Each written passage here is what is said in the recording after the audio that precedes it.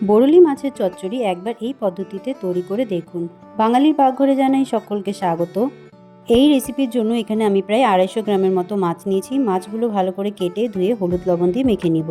চচ্চড়ির জন্য এখানে আমি আলু ও বেগুন কেটে নিয়েছি আর নিয়েছি একটি মিডিয়াম সাইজের পেঁয়াজ কুচি।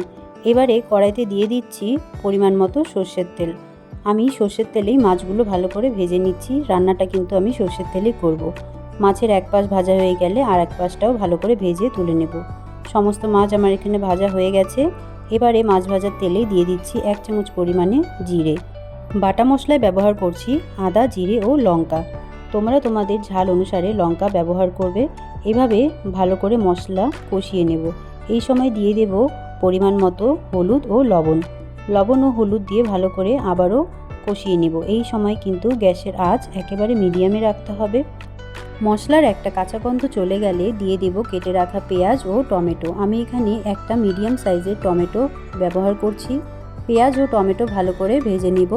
কিছুক্ষণ পর দেখবে পেঁয়াজ ও টমেটো থেকে জল ছেড়ে এসেছে আর হালকা নরম হয়ে গেছে।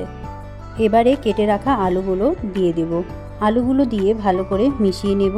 গ্যাসের হিট মিডিয়ামে রেখে প্রায় 2 মিনিটের মতো ভালো করে আলুগুলো ভেজে নেব। আমি এখানে কিছুক্ষণের জন্য ঢাকনা দিয়ে দিয়েছিলাম। তারপর আলুগুলো বেশ সুন্দর নরম হয়ে এসেছে। এবারে এই সময় দিয়ে দেব কেটে রাখা বেগুন। বেগুনগুলো দিয়েও ভালো করে মিশিয়ে নেব। এভাবে আগে আলুটা ভেজে নিয়ে তারপর বেগুনটা দিলে কিন্তু খেতে ভালো হয়।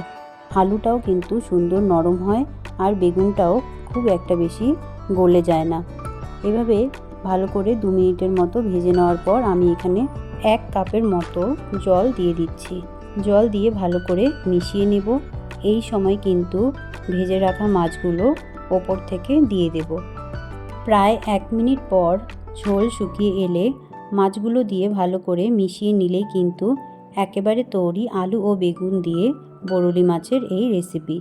তোমরা চাইলে বেগুন ও আলু ছাড়া অন্য সবজিও ব্যবহার করে নিতে পারো, তবে এইভাবেই তৈরি করে দেখো, খেতে খুবই ভালো লাগবে। নামাবার আগে তোমরা চাইলে ধনেপাতাও ব্যবহার করতে পারো, তাতেও কিন্তু খেতে ভালো হয়। বরলি মাছের এই রেসিপিটি তোমাদের কেমন লাগলো অবশ্যই কমেন্টে জানাবে। ভালো লাগলে একটি লাইক করবে। এই ধরনের ঘরোয়া রান্নার জন্য চ্যানেলটিকে সাবস্ক্রাইব করবে। দেখা হচ্ছে আবারও নতুন কোনো রেসিপি নিয়ে। ধন্যবাদ।